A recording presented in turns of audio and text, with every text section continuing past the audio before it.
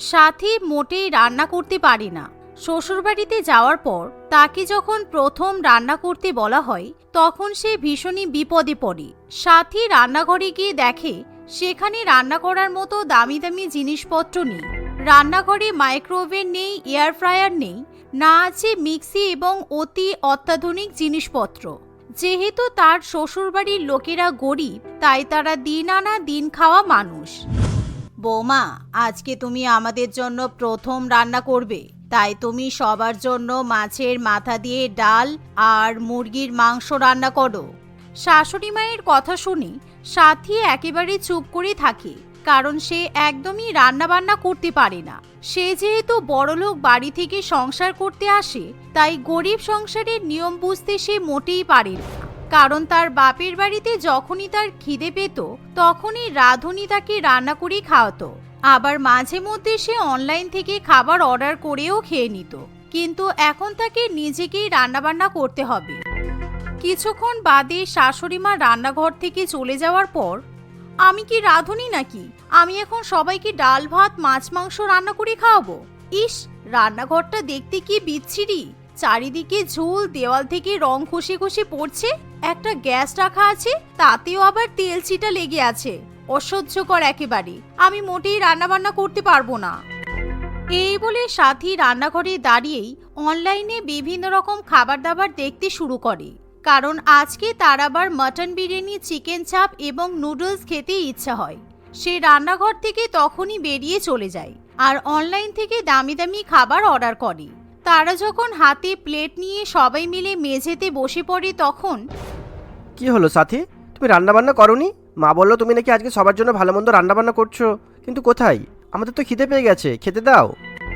হ্যাঁ দাঁড়াও, খাবার নিয়ে আসছি। এই বলে সাথী রান্নাঘর থেকে মাটন বিরিয়ানি, চিকেন চাপ এবং নুডলস নিয়ে চলে আসে। রেস্টুরেন্টের অত দামি দামি খাবার দেখে সাথীর পরিবারের লোকেরা একেবারে অবাক হয়ে যায়। এ কি বৌমা, তুমি এত দামি দামি খাবার কোথা থেকে নিয়ে আসলে? তোমাকে যে বললাম আজকে নিজে হাতে আমাদের জন্য রান্না বান্না করতে, তুমি ডাল ভাত চিকেন রান্না করোনি? না, আমি আপনার ওই গরিব রান্নাঘরে দাঁড়িয়ে রান্না করতে পারবো না। তাছাড়া আমি বাপের বাড়িতেও কোনোদিনও রান্না বান্না করিনি, আর রান্না কি করে করতে হয় আমি তো সেটাই জানি না। বেকার বেকার আমার থেকে কোনো কিছু আর আশা করবেন না, কারণ আমি আপনাদেরকে রাঁধুনি হয়ে রান্না করে খাওয়াতে আসিনি। আমি অনলাইন থেকে আপনাদের জন্য খাবার অর্ডার করে দিয়েছি, আপনারা খেয়ে নিন। সাথে এমন কথা বললে সবারই খুব খারাপ লাগে।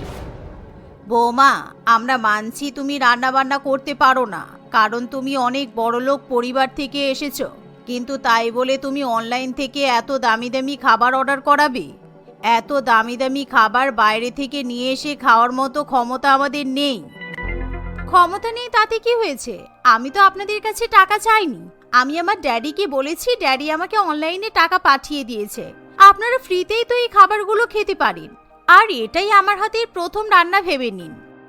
সাথী এই বলে রেস্টুরেন্ট থেকে নিয়ে আসা খাবার খেয়ে নেয়, কিন্তু তার পরিবারের লোকেরা সেই খাবার খেতে চায় না। নীলিমা দেবী রান্নাঘরে গিয়ে সবার জন্য ডাল ভাত রান্না করে এবং বাড়ির সবাইকে খেতে দেয়। এভাবেই দেখতে দেখতে কিছুদিন পেরিয়ে যায়। একদিন সাথী ঠিক করে সে নিজে হাতে পাস্তা রান্না করবে, তাই সে পবিত্রর কাছ থেকে টাকা চেয়ে নেয় এবং সে গ্রসারি শপে যায়। সেখান থেকে দামি দামি জিনিসপত্র কিনে নিয়ে চলে আসে। আজকে আমি ইউটিউব দেখে খুব সুন্দর করে পাস্তা রান্না করব। তার মধ্যে পারমিশন চিজ দেব, হোয়াইট সস দেব, অরিগ্যানো, চিলি ফ্লেক্স ব্যবহার করব, তাহলে পাস্তা খেতে খুব ভালো লাগবে। সাথী পাস্তা রান্না করার জন্য যাবতীয় দামি দামি জিনিসপত্র কিনে টাকা পয়সা নষ্ট করে, কিন্তু তার শ্বশুরবাড়ির লোকেরা সেই বিষয়টা মোটেই পছন্দ করে না। বৌমা রান্নাবান্না করতে পারে না, কিন্তু জিনিসপত্র অপচয় করতে পারে, যার ফলে সাথীর রান্না কখনোই ভালো হয় না। কারণ সে যতবারই রান্না করুক না কেন, তাতে সে খাবারের উপকরণ অনেক বেশি পরিমাণে অপচয় করে। একদিন, পবিত্র, তুমি বাজার থেকে মাটন, চিকেন, চিংড়ি মাছ, ভেটকি মাছ, পাবদা মাছ কিনে নিয়ে এসো তো, কারণ আজকে আমার বান্ধবী আর বান্ধবীর বর আমাদের বাড়িতে নিমন্ত্রণ খেতে আসবে। আমি ইউটিউব দেখে দেখে রান্না করব। সাথী, তোমাকে রান্নাবান্না করতে হবে না, কেননা তুমি রান্না করলে জিনিসপত্র অপচয় হবে, আর তুমি এই বাড়িতে আসার পর খাবার দাবারের পেছনে আমাদের এমনিতেই অনেক টাকা খরচা হয়ে যাচ্ছে। তাই তুমি রান্নার বিষয়টা ছেড়ে দাও, আমার মা রান্নাবান্নাটা বুঝে নেবে। বেকার কথা একদম বলবে না। তোমাকে যা যা নিয়ে আসতে বলেছি তুমি নিয়ে এসো। আমি তোমার মায়ের উপর রান্নাবান্নার দায়িত্ব ছাড়তে পারবো না। আমি জানি আমি রান্না করতে পারি না, কিন্তু তবুও আমি আমার বান্ধবী আর ওর বরকে নিজে রান্না করেই খাওয়াবো। সাথী এই কথা বললে পবিত্রর কিছু করার থাকে না। সে নিজের জমানো টাকা দিয়ে বাজার করে নিয়ে আসে। সাথী রান্নাঘরে গিয়ে যখন রান্নাবান্না শুরু করে তখন সে প্রথমে লুচি বানানোর জন্য ময়দা মেখে নেয়, কিন্তু ময়দাতে সে এত বেশি পরিমাণে জল দেয় যে ময়দা একেবারে ঝোল হয়ে যায়। তাই সে প্রায় 1 কৌটো আটা ময়দা নষ্ট করে। আটা ময়দা তো শেষ হয়ে গেল। এবার তাহলে লুচি করা বাদ দিয়ে আমি ফ্রাইড রাইস, মাছ মাংস রান্না করতে শুরু করে দিই। সাথী প্রথমে ফ্রাইড রাইস রান্না করবে বলে ঠিক করে, কিন্তু সে চালের মাপ বুঝতে পারে না। তাই সে পুরো পাড়ার জন্যই ভাত সিদ্ধ করে নেয়, কিন্তু ভাত একেবারে গলে যায়। সেই ভাত যখন সে তেলে ভাজতে শুরু করে তখন ফ্রাইড রাইসের অবস্থা আরো খারাপ হয়ে যায়। সে চিকেন কষা, চিংড়ি মাছের মালাইকারি, পাবদা মাছের ঝোল, কিন্তু একটা মাছও ভালো করে সিদ্ধ হয় না। মাংসের মধ্যেও কাঁচা কাঁচা ভাব থাকে। কিন্তু কিছুক্ষণের মধ্যেই সাথীর বান্ধবী ও তার বর এসে হাজির হয়। বুঝলে বিপুল, আজকে আমাদের ভাগ্য খুবই ভালো, কারণ সাথী আমাদেরকে প্রথম রান্নাবান্না করে খাওয়াচ্ছে। ও তো কোনোদিনও রান্নাবান্না করতেই পারতো না। একদিকে ভালোই হয়েছে সাথী, তোর এরকম গরিব বাড়িতে বিয়ে হয়েছে। তুই তোর শ্বশুরবাড়ির লোকেদের পাল্লাই পড়ে অন্তত রান্নাবান্না শিখে গেছিস, তাই না? আরে না না, আমি ইউটিউব দেখেই তো রান্নাবান্না করি। এখন ইউটিউব দেখে রান্নাবান্না করাই যায়। রান্নাবান্না করা কোনো বিরাট ব্যাপার নয়। তোরা বস, আমি তোদেরকে এখনই খাবার পরিবেশন করছি। এই বলে সাথী দীপিকা ও তার স্বামীকে খাবার পরিবেশন করে। এমন সময় সাথীর শ্বশুরবাড়ির লোকেরাও একসাথে খাবার খেতে বসে, কিন্তু সেই বিষয়টা সাথী মোটেই পছন্দ করে না। আমি আজকে আমার বান্ধবীদের জন্য প্রথম এত ভালো মতো রান্না করলাম, আর আপনারা এখন খেতে বসছেন কেন? ওরা খেয়ে নি, তারপর আপনারা খেতে বসবেন। একসাথে খেতে বসার কোনো দরকার নেই।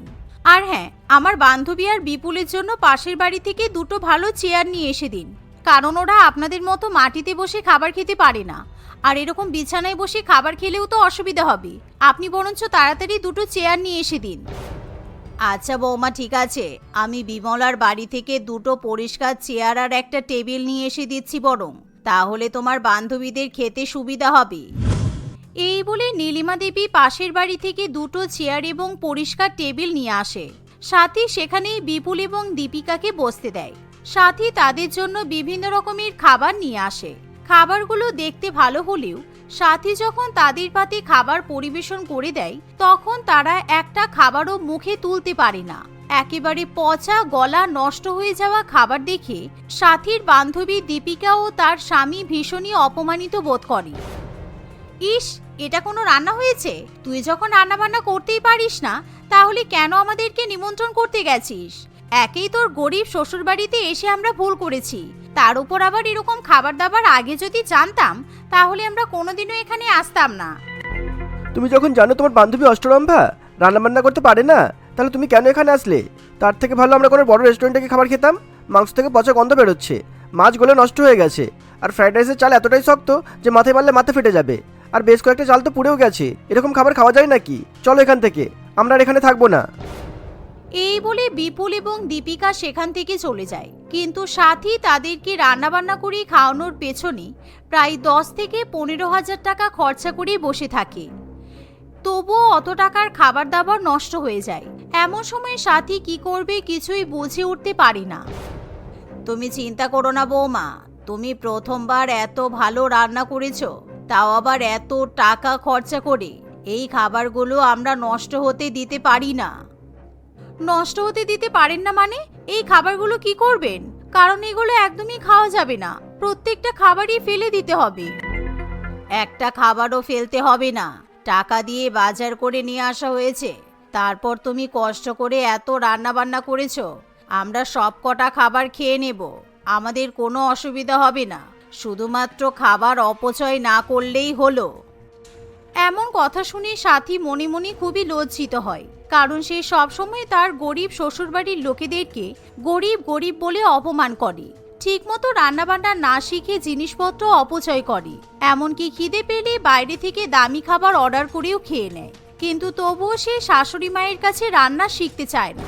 কিন্তু আজকে সে যেমনই রান্না করুক না কেন, তার শ্বশুরবাড়ির লোকেরা খাবার অপচয় না করে বৌমার হাতের প্রথম রান্না খেতে রাজি হয়ে যায়।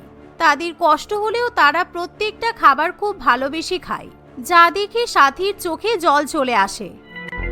বৌমা, খাবারগুলো একটু এদিক ওদিক হলেও প্রত্যেকটা খাবারের স্বাদ কিন্তু খুব ভালো হয়েছে, তাই তুমি একদম মন খারাপ করো না। কারণ তোমার বান্ধবী আর বান্ধবীর বর খাবারের স্বাদ বোঝে না, ওদের কথাই খারাপ মনে করার কোনো দরকার নেই। না মা, আমার মন রাখার মতো কথা বলবেন না। আমি একটা খাবারও ভালো রান্না করিনি, বরঞ্চ জিনিসপত্রগুলো অপচয় করেছি, যা মোটেই উচিত নয়। আমি এবার থেকে আপনার কাছে ভালো করে রান্নাবান্না শিখে নেব, যাতে আমি প্রত্যেকদিন আপনাদেরকে প্রয়োজন মতো খাবার রান্না করে খাওয়াতে পারি। সাথীর এমন কথা শুনে সবাই খুবই খুশি হয়। তারপর থেকে সাথী আর কখনোই রান্নাবান্নার ক্ষেত্রে কোনো রকম জিনিসপত্র অপচয় করে না। সে তার শাশুড়ি মায়ের কাছ থেকে ভালো মতো রান্নাবান্না শিখে নেয়, আর প্রত্যেক দিন সে তার শ্বশুরবাড়ির লোকেদের জন্য খুবই ভালো ভালো খাবার দাবার রান্না করে। তিতলি জমিদার বাবু রামপ্রতাপের একমাত্র মেয়ে ছিল।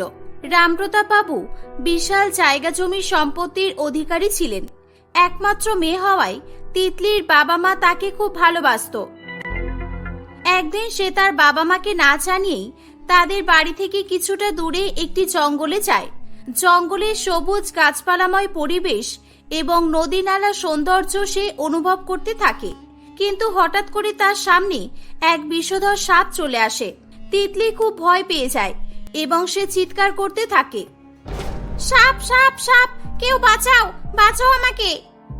হঠাৎ করে সেখানে কবিতা চলে আসে। কবিতা খুবই সাহসিকতার সঙ্গে একটি লাঠির সাহায্যে সাপটিকে দূরে সরিয়ে দেয়।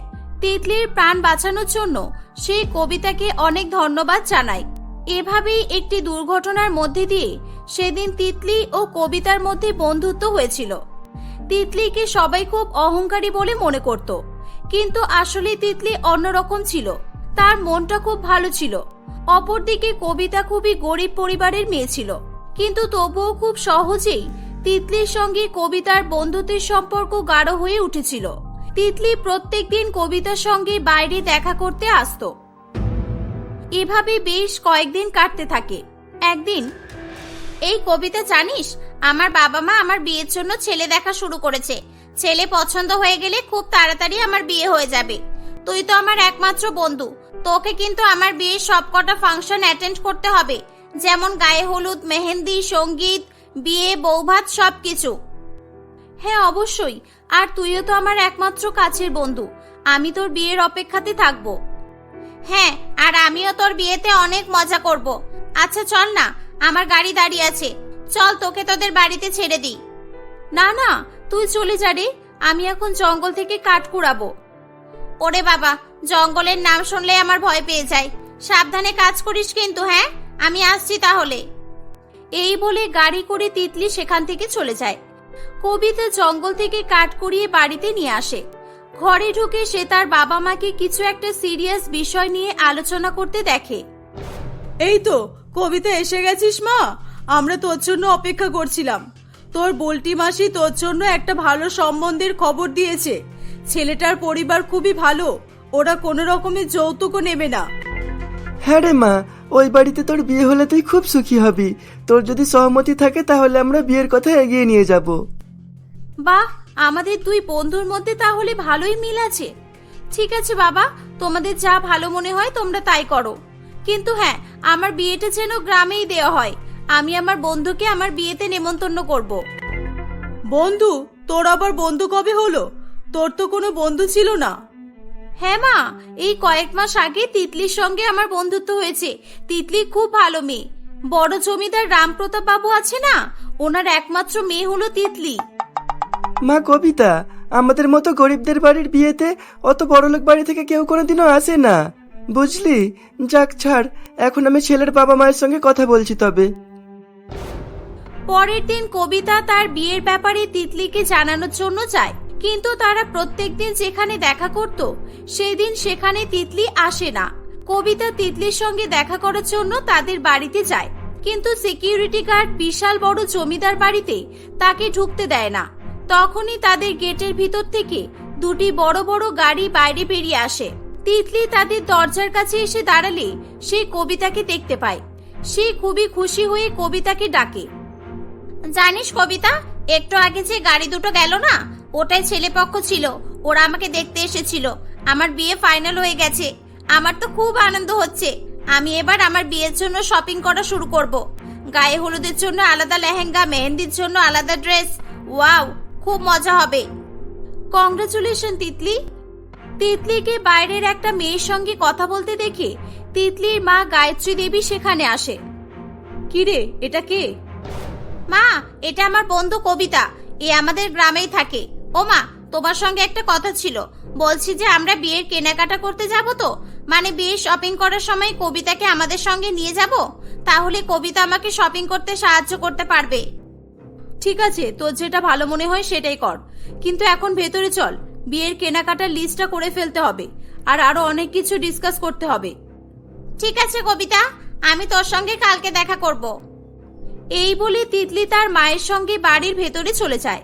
কবিতা যে কিনা তার নিজের বিয়ের কথা তিতলিকে বলার জন্য সেখানে এসেছিল, সে তিতলিকে তার বিয়ের ব্যাপারে কিছু না বলেই বাড়ি চলে যায়। দুই বন্ধুর বিয়ের তারিখ ফাইনাল করা হয়েছিল, কিন্তু কবিতা তিতলিকে একবারের জন্য তার বিয়ের কথা বলতে পারে না। ওদিকে তিতলির বিয়ের জন্য তার বাড়িতে বিশাল আয়োজনের প্রস্তুতি শুরু হয়ে যায়। তিতলি কবিতাকে সবসময় তার সঙ্গে থাকার জন্য বলে। একদিন তিতলি তার গায়ে হলুদের শপিং করার জন্য কবিতাকে তার সঙ্গে নিয়ে যায়। এই কবিতা, দেখ না গায়ে হলুদের জন্য কোন লেহেঙ্গাটা কিনবো। হলুদ রঙের মধ্যে দেখবি, কারণ আমার গায়ে হলুদের থিম হলুদ রঙের রাখা হয়েছে। গায়ে হলুদের থিম বলতে আমি বুঝলাম না। আরে, এটার মানে হলো গায়ে হলুদের দিন আমি তো হলুদ রঙের লেহেঙ্গা পরবই, আর আমার সঙ্গে সঙ্গে আমার বাড়ির সবাই, আমার আত্মীয় স্বজন, রিলেটিভ সবাই হলুদ রঙের পোশাক পরে আসবে। এমনকি তুইও আমার গায়ে হলুদের দিন হলুদ রঙের জামা পরে আসবি। হলুদের রং ইয়েলো, তো তাই গায়ে হলুদের থিম ইয়েলো রাখা হয়েছে। তিতলির কথা শুনে কবিতা মনে মনে ভাবে, বাহ, সবাই মিলে একসঙ্গে হলুদ রঙের জামা পরলে তো খুব সুন্দর দেখাবে। আমিও বাড়ি গিয়ে মাকে আমার গায়ে হলুদের দিন এমনটাই করতে বলবো। কিরে, কিছু বলছিস না কেন? দেখ না, এখানে কয়েকটা হলুদ রঙের লেহেঙ্গা আছে, তাড়াতাড়ি কর। আবার গায়ে হলুদের জন্য জুয়েলারি কিনতে হবে। গায়ে হলুদের জন্য জুয়েলারি?